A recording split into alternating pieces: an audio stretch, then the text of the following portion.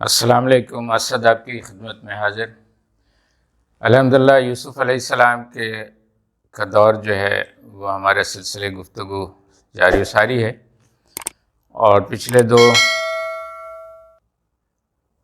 Vlogs میں ہم نے یوسف علیہ السلام کے ابتدائی دور اور مصر کے تک پہنچنے اور جیل تک کے حوالے سے ایک جامع اور مختصر گفتگو کی، کیونکہ اس کی تفصیلات عموماً عام طور پر معاشرے کے اندر موجود ہیں، لوگوں کے اندر کو معلوم ہے. آج ہم ان کی رہائی کے بعد ان کے مقام اور انہوں نے جس طرح 14 سال جو ہے اس مصر کے نظام کو چلایا ہے، اور گو کہ آپ کے اثرات اس کے بعد بھی رہیں، لیکن یہ بالخصوص وہ 14 سال جو ہے اس کا ذکر کریں گے.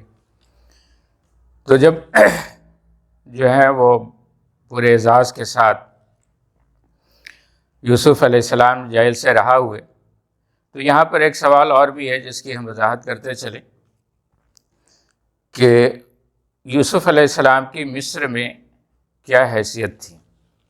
ہمارے یہاں مذہبی طبقے نے یہاں بھی غلط فہمی پیدا کی ہے، اور سورہ یوسف میں جو ہے اللہ تعالیٰ نے جو یوسف علیہ السلام نے بادشاہ سے کہا کہ اتونی خزائن الارض، کہ مجھے زمین کا خزانہ عطا کرو، تو اس سے مذہبی طبقے نے یہ لیا ہے کہ کوئی وزیر خزانہ ٹائپ کی چیز ہے، اور یہ چیزیں انہوں نے مشہور کی ہوئی ہیں. یہی وجہ ہے کہ ہمارا یہ مذہبی طبقہ جو ہے یہ حکمرانوں کی کاسلیسی اور اس کی چند وزارتوں اور چند مشاورت کی سیٹوں پہ گزارا کر کے خوش رہتے ہیں، بلکہ اسی سے قادیانیوں نے بھی فائدہ اٹھایا ہے. آپ جانتے ہیں کہ قادیانیوں کی سرپرستی جو ہے حکومت برطانیہ نے کی ہے، اور کرتے رہے ہیں اور آج بھی کر رہے ہیں، اور وہ یہیں سے دلیل لیتے ہیں کہ یوسف علیہ السلام نے بھی تو جو ہے وہ بادشاہ مصر کی ملازمت اختیار کی تھی، جو کہ یہ یوسف علیہ السلام کی نہ صرف توہین ہے بلکہ جو ہے یہ قرآن کے حکم کی اور قرآن کے فرمان اور جو پورے انبیاء کی سنت رہی ہے اس کے خلاف ہے. خود سورہ کہف میں اللہ تبارک و تعالیٰ نے آیت نمبر 28 میں اس بات کا ذکر کیا ہے کہ کسی نبی کے لیے یہ جائز نہیں ہے کہ وہ کسی کفار کی اطاعت کرے. یہاں خزائن الارض کا جو لفظ استعمال ہوا ہے یہ محاورتاً استعمال ہوا ہے، جس کا مطلب یہ ہوا ہے کہ زمین کے پورے اختیارات، پورے وسائل ان کے حوالے کیے جائیں، اور اس کی تشریح آیت نمبر 56 کی کر رہی ہے. وَكَذَلِكَ مَكَّنَّا لِيُوسُفَ فِي الْأَرْضِ يَتَبَوَّأُ مِنْهَا حَيْثُ يَشَاءُ نُصِيبُ بِرَحْمَتِنَا مَن نَّشَاءُ وَلَا نُضِيعُ أَجْرَ الْمُحْسِنِينَ. اس میں اللہ تعالیٰ نے کہا یتبع حیث یشاء، کہ وہ جہاں چاہتا تھا اس کی جو ہے وہ اطاعت کی جاتی تھی. یتبع کا مطلب کیا ہے کہ جس کی اتباع کی جائے. اتباع کا مطلب یہ ہے کہ اس کے پاس جو ہے وہ ایبسولوٹ پاور تھی، اور اس ایبسولوٹ پاور کو عوام کی نظر میں کیا تھی، وہ خود ان کے بھائیوں نے اس کا بار بار ذکر کیا ہے. یعنی آپ آیت نمبر 78 یعنی 78 اور آیت نمبر 88 سورہ یوسف کے دیکھیں. قالوا يا أيها العزيز إن له أبا شيخا كبيرا فخذ أحدنا مكانه إنا نراك من المحسنين. فلما دخلوا عليه قالوا يا أيها العزيز مسنا وأهلنا الضر وجئنا ببضاعة مزجاة فأوف لنا الكيل وتصدق علينا إن الله يجزي المتصدقين. جس میں بار بار جو ہیں وہ برادران یوسف جب غلہ لینے مصر آئے ہیں تو ان کو آپ یوسف علیہ السلام کو عزیز مصر کہہ کے مخاطب کر رہے ہیں. تو چونکہ ظاہر ہے کہ اس وقت اسی طرح کا تھا، بادشاہ موجود تھا اور یوسف علیہ السلام کے پاس سارے اختیارات تھے، تو عام لوگ تو ان کو عزیز مصر سمجھ رہے تھے. لیکن حقیقت یہ تھی کہ بادشاہ بھی ان کا متبع تھا، بادشاہ بھی ان کا جو ہے اطاعت گزار تھا. اور پوری تاریخ بتاتی ہے جو وہاں کے کھدائی میں پلیٹس نکلے ہیں، اور چونکہ آثار سے ساری چیزیں ہوئی ہیں، کہ بادشاہ جو اس وقت تھا، جو میں نے بتایا کہ وہ 5واں ہیکسوس یا مالقا کا 5واں حکمراں ابو فیس اس کا نام تھا، اور اس نے کہ وہ لفظ جو ہے جو اس سے پہلے کی آیت ہے، جو آیت نمبر 54 میں جو ذکر ہوا. وقال الملك ائتوني به أستخلصه لنفسي فلما كلمه قال إنك اليوم لدينا مكين أمين. کہ جس سے اس نے کہا استخلصہ لنفسی، میں اپنی ذات کے لیے ان کو خالص کر لوں گا. ان لدینا مکین امین، وہ ہمارے نزدیک بڑے اکرام اور بڑے امانت دار پوزیشن پہ ہوں گے. تو حقیقت یہ ہے کہ اس کے بعد جو ہے وہ بادشاہ اپنے منصب کے لحاظ سے تو بادشاہ تھا، لیکن اطاعت کے لحاظ سے وہ یوسف علیہ السلام کا مطیع فرما بردار تھا. اب اس میں یہ ہے کہ جو 7 سال ابتدائی اب آتے ہیں ہم اس پہ کہ کس طرح جو ہے اس کو مینیج کیا. تو آپ جانتے ہیں کہ پہلے 7 سال جو ہے وہ خوشحالی ہونی تھی، خوب بارشیں ہونی تھیں، اور ان 7 سال کو مینیج کرنا تھا. یہ وہ پورشن ہے جس کو ہمارے یہاں دینی مذہبی طبقوں نے کبھی اس کو ذکر ہی نہیں کیا، کیونکہ ان کو اقامت دین سے، اسلامی نظام کو قائم کرنے سے سرے سے چونکہ کوئی دلچسپی نہیں ہے، اور یہ فاسق و فاجر حکمرانوں کے ساتھ اپنے الو سیدھا کر کے اس پہ خوش رہتے ہیں. تو یوسف علیہ السلام نے کوئی بھی آپ جب بڑا کام کرنے جاتے ہیں تو آپ کو سب سے پہلے افرادی قوت کی ضرورت ہوتی ہے، اور یہ افرادی قوت میں جو صف اول کی ٹیم ہوتی ہے وہ آپ کے بااعتماد کے لوگ ہوتے ہیں. اور یہ بااعتماد کے لوگ وہ تھے جو آپ نے جیل میں دعوت کے ذریعے سے تیار کیا تھا، جس کا ذکر سورہ یوسف آیت نمبر 39 یعنی 39 نمبر آیت میں ذکر ہوا ہے. یا صاحبی السجن اارباب متفرقون خیر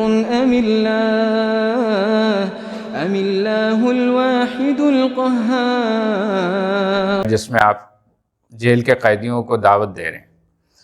وَكَذَلِكَ مَكَّنَّا لِيُوسُفَ فِي الْأَرْضِ يَتَبَوَّأُ مِنْهَا حَيْثُ يَشَاءُ نُصِيبُ بِرَحْمَتِنَا مَن نَّشَاءُ وَلَا نُضِيعُ أَجْرَ الْمُحْسِنِينَ. جہاں اللہ تعالیٰ نے یوسف علیہ السلام کی حیثیت کا بیان کیا ہے کہ وہ پورے مصر میں ان کا اختیار تھا، جہاں چاہتے تھے وہ جاتے تھے.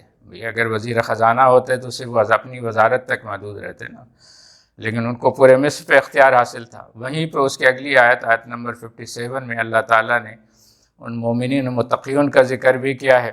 وَلَأَجْرُ الْآخِرَةِ خَيْرٌ لِّلَّذِينَ آمَنُوا وَكَانُوا يَتَّقُونَ. تو وہ ایک سب سے بڑی ایک ٹیم تیار ہوئی. دوسری چیز جو ہے وہ یہ ہے کہ آپ نے رہائی کے بعد ایک سب سے بڑا کام جو کیا وہ سماجی اصلاحات کا کام کیا. اور اس میں ایک تو یہ تھا کہ وہ جو مقدمے کے نتیجے میں جب آپ بری ہوئے تھے تو وہ عورتیں اور ان کا جو بالائی طبقہ تھا ان کے اندر ایک خوف تھا کہ کہیں جو ہے یوسف علیہ السلام جو ہیں اب صاحب اختیار ہو گئے ہیں تو وہ انتقام نہ لیں. لیکن یوسف علیہ السلام نے معافی اور درگزر کا رویہ اختیار کیا، اور اسلام جو ہے اس بات کی دعوت دیتا ہے کہ جب بھی اس کا نظام اور قائم ہوتا ہے تو اس کا رویہ جابرانہ نہیں، آمرانہ نہیں ہوتا ہے، بلکہ رحمانہ ہوتا ہے اور عفو درگزر کا معاملہ ہوتا ہے.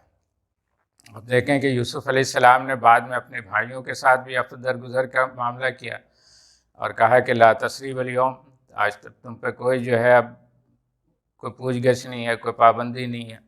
اور یہی چیز نبی اکرم صلی اللہ علیہ وسلم نے فتح مکہ کے بعد اہل مکہ کے ساتھ کیا جنہوں نے آپ کے ساتھ زیادتی کی تھی. تو اسلام ہمیشہ عفو درگزر اور رحم کے جو ہے وہ نظام لے کے آتا ہے. یہ جو تصور دیا گیا ہے کہ اسلام آتے ہی ہاتھ کاٹنا شروع کر دے گا، یہ اصل میں لوگوں کو اسلامی نظام سے برگزشتہ کرنے کی ایک ناپاک طریقہ ہے. بہرحال اور دوسرا یہ ہوا کہ اس کے نتیجے میں جو لوگوں کے اندر خوف کی کیفیت دور ہو گئی. اور اس سے بھی بڑا جو آپ نے وہ اقدام اٹھایا وہ یہ تھا کہ مصر میں جو زرعی نظام تھا، چونکہ مصر ایک زرعی ملک رہا ہے اور اس کی زراعت کا زیادہ تر حصہ نیل کے دونوں کنارے پہ تھے، کیونکہ نیل کی پانیوں سے وہ کھیتیں سیراب ہوتی تھیں اور وہیں سے فصلیں ہوتی تھیں. اور یہ کھیت جو ہیں زیادہ تر جو ہے حکومت وقت کی ملکیت تھی، کیونکہ عام لوگوں کا اختیار نہیں تھا کہ وہ زمینیں رکھیں. اور حکومت کے بعد جو ہے وہ یہ زمینیں یا تو کاہنان مصر کی تھیں جو مذہبی طبقہ بہت با اختیار طبقہ تھا، اور کچھ تھوڑی زمینیں جو ہیں کچھ ان کے بادشاہوں کے جو عمرہ اور سلاطین ہوتے تھے، جو ان کے جرنیل اور ان کے جو پولیٹیکل لیڈرز ہوتے تھے کچھ، ان کی زمینیں تھیں، عام لوگوں کے پاس زمینیں نہیں تھیں۔ اور چونکہ اب اس 7 سالوں میں بارشیں ہونی تھیں اور زیادہ سے زیادہ غلہ لوگوں کو ملنا تھا، تو یوسف علیہ السلام نے یہ اعلان کیا ہے کہ جو شخص غیر آباد زمینوں کو آباد کرے گا وہ اس زمینوں کا مالک ہوگا۔